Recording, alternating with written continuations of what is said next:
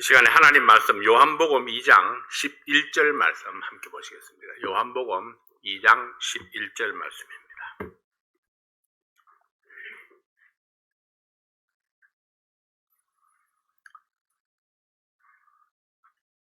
예수께서 이 처음 표적을 갈릴리 가나에서 행하여 그 영광을 나타내심에 제자들이 그를 믿으니라. 아멘. 기도합니다. 아버지 하나님 감사합니다. 오늘 갈릴리 가나 혼인잔치에서 있었던 이 표적을 통해서 하나님께서 우리에게 주시는 귀한 교훈을 저희들이 발견하고자 합니다. 아버지 하나님, 하나님께서 이루시는 그 놀라운 기적을 통해서 우리의 삶이 어떻게 변화되어 가는가, 또 변화되어 가야 할 것인가, 우리의 삶 속에 일어나는 끊임없는 문제들을 우리가 어떻게 해결해 나가며 하나님 앞에 영광을 돌릴 것인가, 말씀을 통해서 답을 얻을 수 있도록 도와주십시오. 예수님 이름으로 기도하옵나이다. 아멘. 우리의 삶에는 끊임없이 문제들이 발생합니다. 어떤 문제는 사소한 것이어서 시간이 지나면 저절로 해결되기도 합니다. 그러나 그 시간이 지나는 동안 어떤 모습이든지 상처가 남게 됩니다. 어떤 문제는 빨리 해결하지 않으면 더 큰 문제로 이렇게 발전해 나가기도 하죠. 오늘은 문제를 빠르게 해결하기 위한 비결이 무엇인가를 한번 알아보도록 하겠습니다. 예수님께서 사역을 시작하신 지 3일째 되던 날에 갈릴리 가나라는 동네에서 혼인잔치에 초대를 받았습니다. 예수님은 어머니를 모시고 제자들과 함께 이 혼인잔치에 참석을 했습니다. 잔치가 한동안 진행되어 가는데 잔치집에 포도주가 떨어졌습니다. 잔치 도중에 포도주가 떨어진 것은 큰 문제가 될 수 있습니다. 우리의 문화로는 조금 다르기 때문에 이해가 잘 안 될 수 있습니다. 우리는 잔치하면서 포도주를 그렇게 내놓고 하는 건 아니니까. 그러나 그 이스라엘 지역에서는 포도주가 주 음료였습니다. 그렇기 때문에 잔치에서 포도주가 떨어진다 하는 것은 굉장히 큰 문제가 되어질 수 있었죠. 손님을 초청해 놓고 음식이 부족하면 잔치가 중단될 수도 있기 때문에 중요합니다. 이 잔치에서 예수님은 물로 포도주를 만드는 표적을 나타내셨습니다. 이 표적의 목적이 무엇이었을까요? 1차적인 목적은 잔치집의 문제 해결입니다. 2차적인 목적은 하나님의 능력을 나타내므로 제자들에게 믿음을 심어주는 것입니다. 물이 어떻게 포도주로 변할 수 있습니까? 세상적인 원리로는 도저히 일어날 수 없는 일이 현실로 나타났습니다. 분명히 물을 채웠는데 그것이 포도주로 변했습니다. 기적이 일어났습니다. 이 기적의 과정을 통해서 문제 해결의 비결을 배울 수 있기를 원합니다. 유대인들은 돌 항아리에 물을 채워놓고 외출해서 돌아오면은 그 물로 손과 발을 씻었습니다. 당연히 손님들에게도 물을 공급해서 씻을 수 있도록 하는 것은 주인의 책임입니다. 근데 지금 이 집에는 포도주 떨어지고 돌 항아리에 물도 떨어졌습니다. 이 잔치집에 일어난 문제의 본질이 무엇입니까? 영적인 의미를 생각한다면 기쁨을 상징하는 포도주가 떨어졌다는 것은 기쁨을 상실했다는 말입니다. 또 다른 영적인 의미를 생각하면 돌 항아리가 비어 있다는 것은 돌 항아리의 존재 목적이 없어진 것입니다. 또한 돌 같은 딱딱한 마음에 하나님의 말씀을 채웠더니 기쁨이 넘쳐났다. 이런 영적인 의미를 보여주기도 합니다. 우리의 삶에는 예상치 못했던 문제들이 생길 때가 있습니다. 문제가 생기면 마음의 평강이 깨어지고 스트레스를 받게 됩니다. 대부분의 사람들이 그렇죠. 문제가 생기면 당황하게 되기도 하고 스트레스를 받게 되기도 하고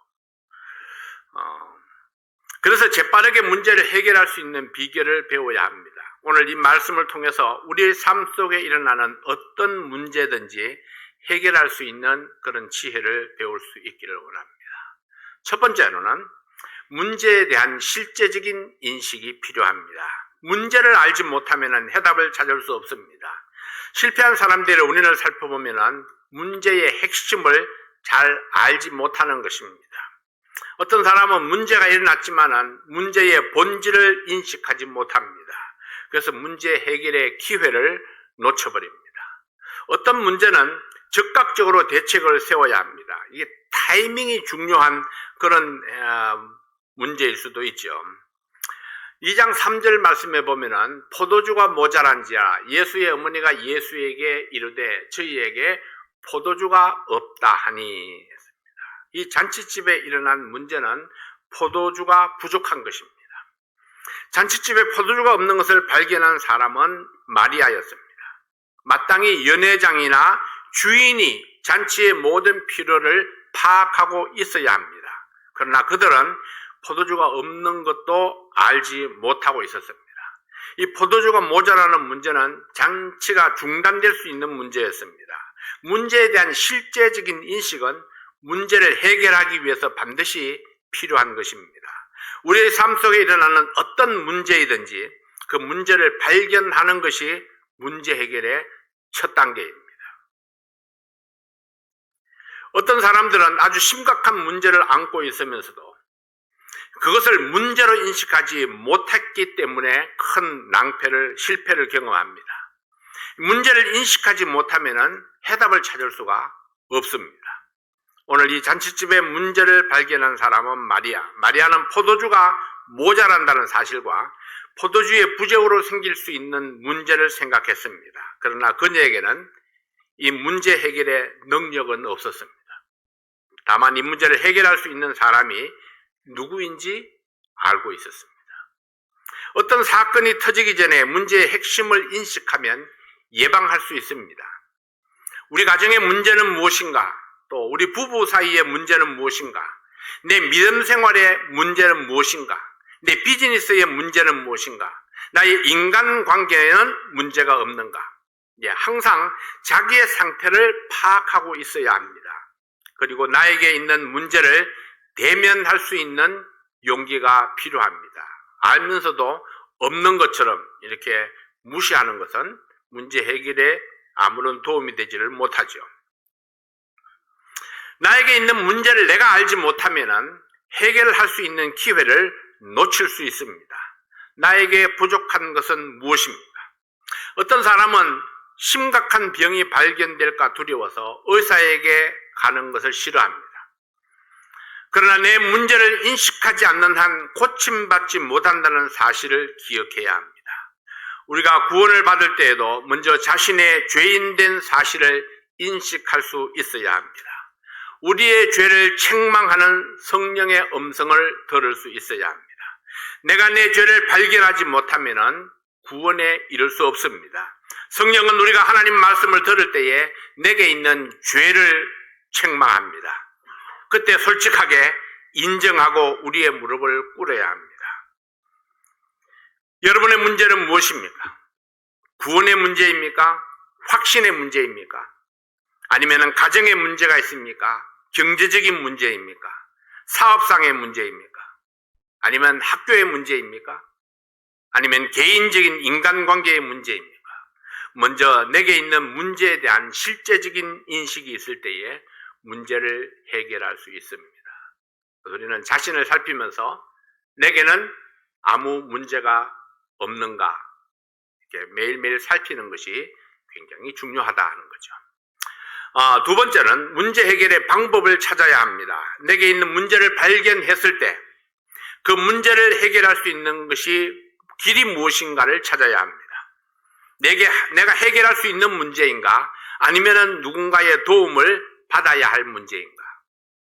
마리아는 문제를 발견했을 때에 곧바로 그 문제를 가지고 예수님께로 갑니다. 나에게는 능력이 없고 예수님은 그 문제를 해결할 수 있다고 믿었기 때문입니다.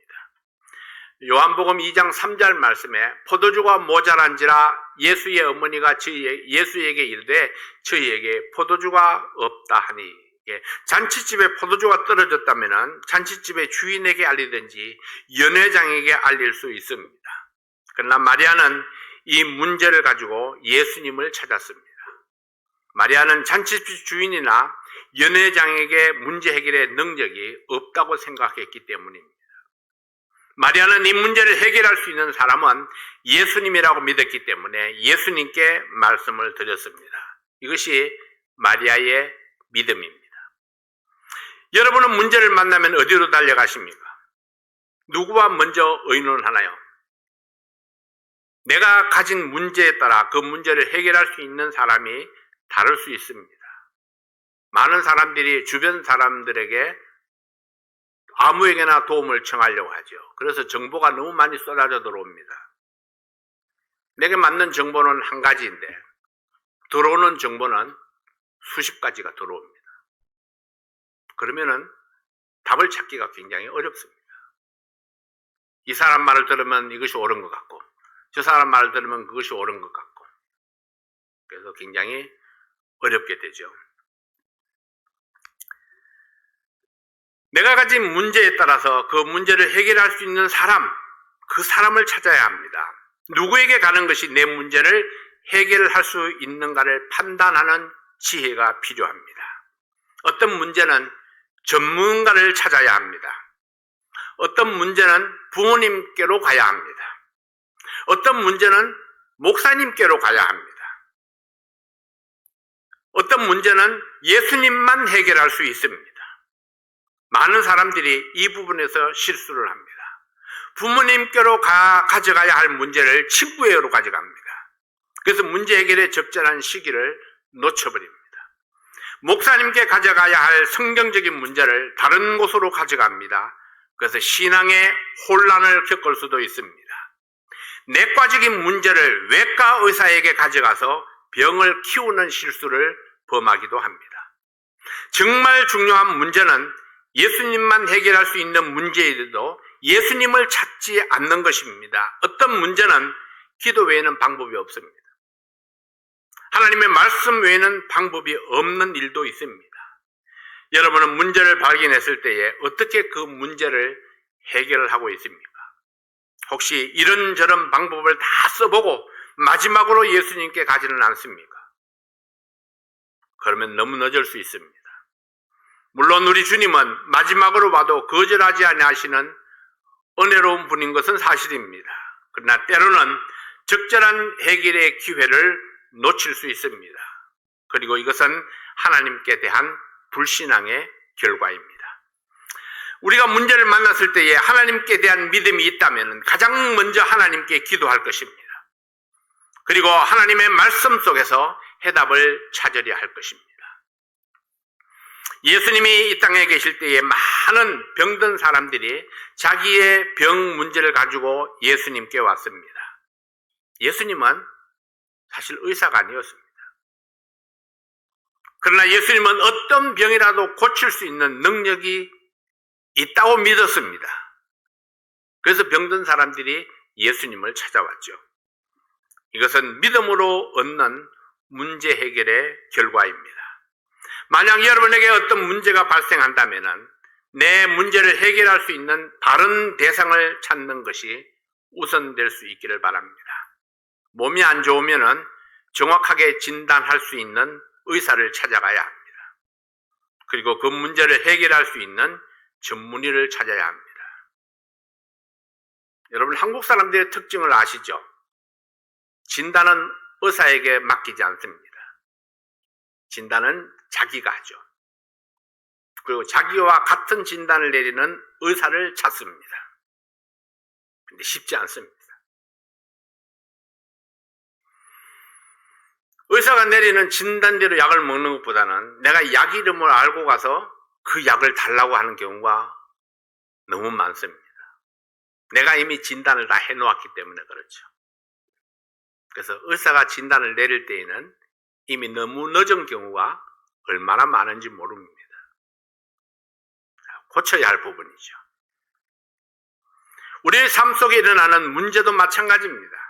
문제를 정확하게 인식하는 것이 중요합니다. 그리고 그 문제를 해결할 수 있는 바른 길을 찾아야 합니다. 내가 이 문제를 가지고 누구에게 갈 것인가? 네. 어떤 문제는 회계사를 찾아가야 합니다. 어떤 문제는 변호사를 찾아가야 하죠.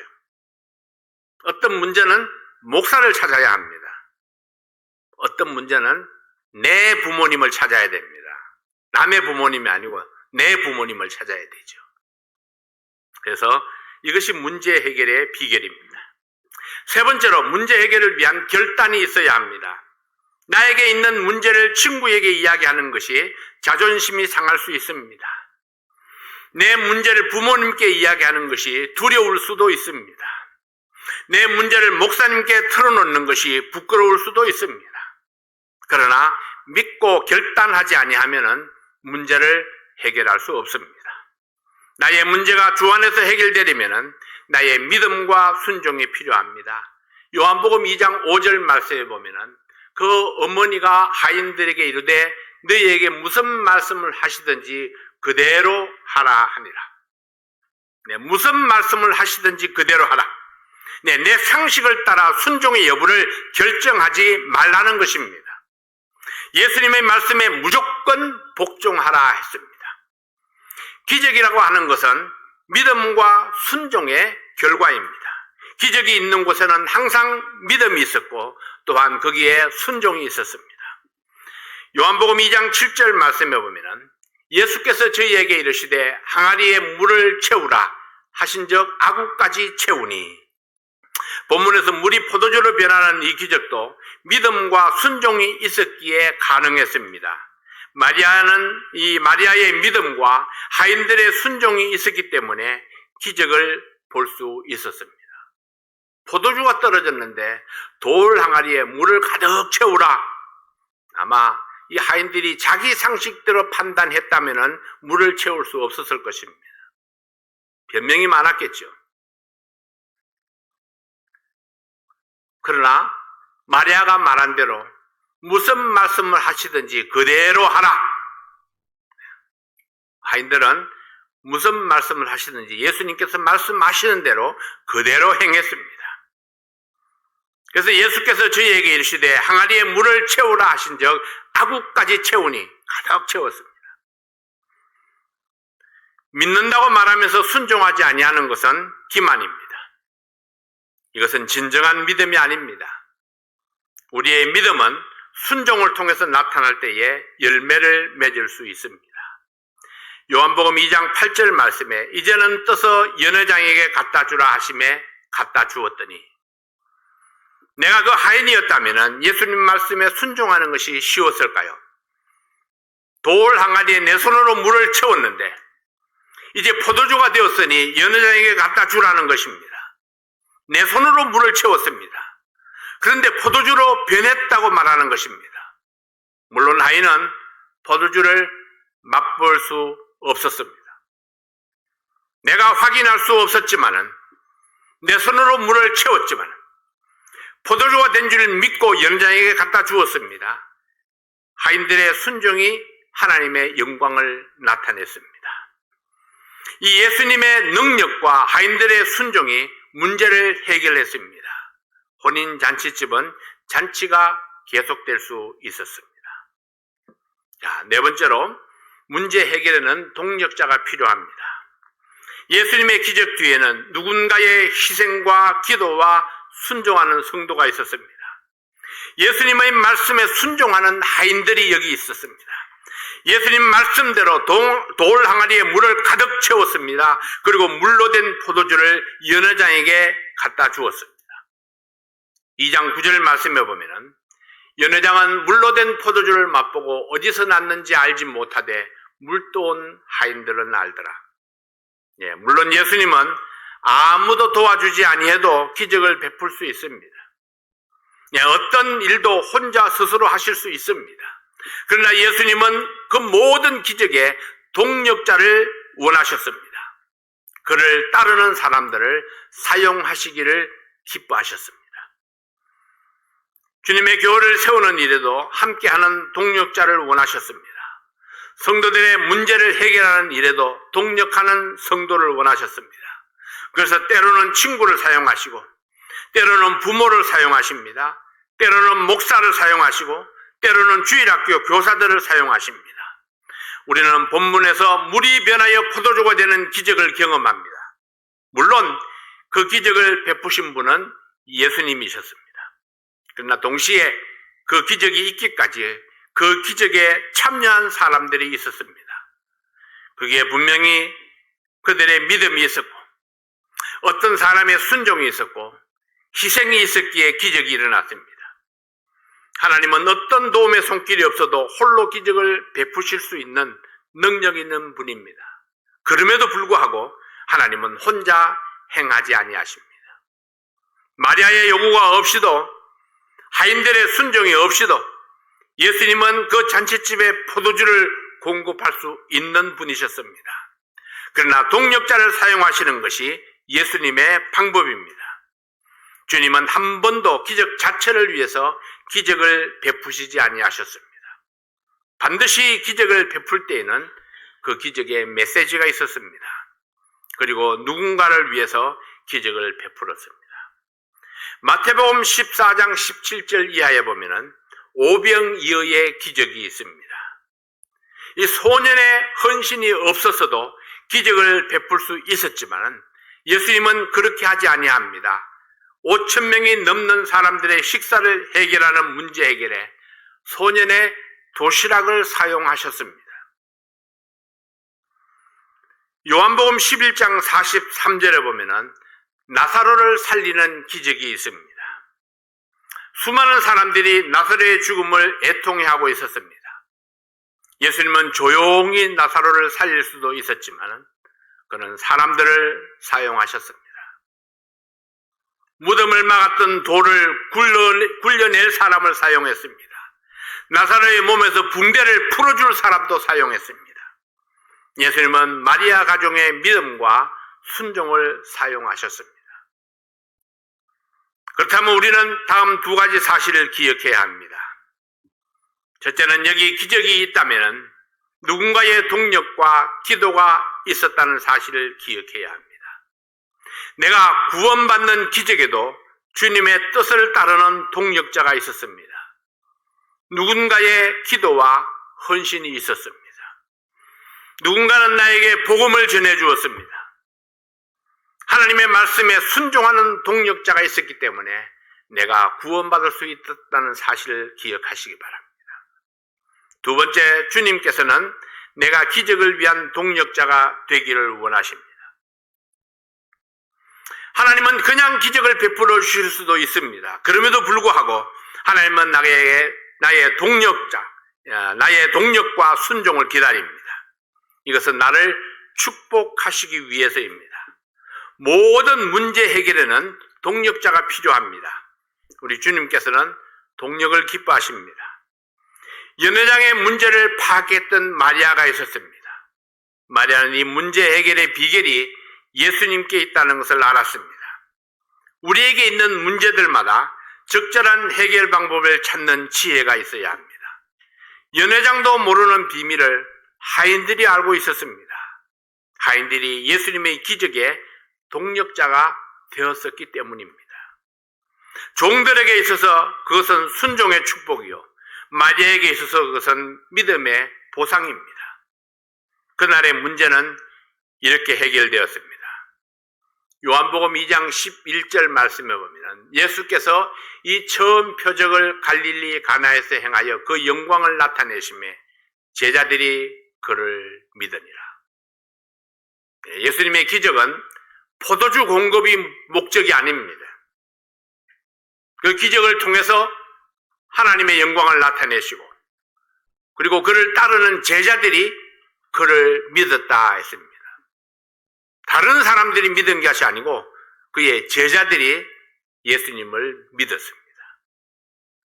기적의 결과로 연회장은 기쁨이 넘쳤습니다. 하나님이 영광을 받으셨고 제자들이 주님을 믿었습니다. 자, 여러분들에게는 어떤 문제가 있습니까?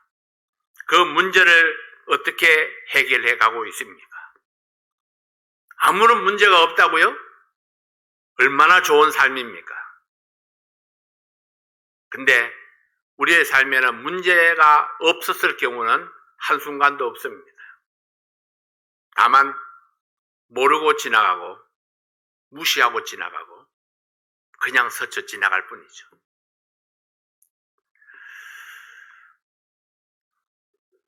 내게 있는 문제가 무엇인지 인식해야 합니다. 그 문제를 해결할 수 있는 바른 길을 찾아야 합니다.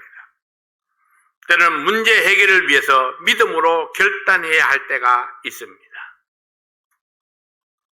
하나님과 동력하는 것이 문제 해결의 최선임을 아십니까? 하나님의 말씀에서 지혜를 얻어야 합니다. 우리는 하나님과 비밀을 공유하는 동력자들입니다.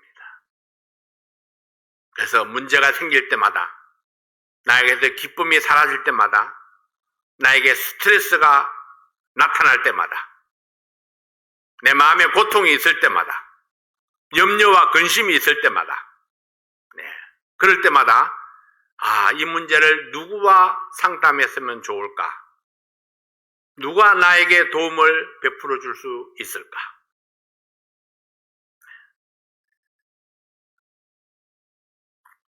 하나님 앞에 기도하면서 지혜를 구하시는 여러분들 되시기를 바랍니다. 그래서 속히 지나갈 수 있도록, 속히 내가 기쁨을 회복할 수 있도록, 그래서 하나님께 영광을 돌리고 내 마음에는 평강을 회복하는 그런 매일매일이 될 수 있기를 바랍니다. 기도하겠습니다. 아버지 하나님, 오늘도 하나님께서 나와 함께 하심을 감사합니다. 하나님께서 우리의 예배를 도와주신 것 감사합니다. 하나님께서 우리에게 주시는 방법대로 우리가 하나님의 말씀을 따라가는 저희들 될 수 있도록 도와주시옵소서. 오늘도 우리에게 주신 귀한 말씀을 감사합니다. 믿음으로 믿음에 이르게 도와주십시오. 우리의 믿음이 하나님의 영광을 나타내게 하여 주시옵소서. 우리의 믿음이 또 다른 사람들에게 기쁨을 줄 수 있도록 도와주시옵소서. 예배를 감사합니다. 예수님 이름으로 기도하옵나이다. 아멘.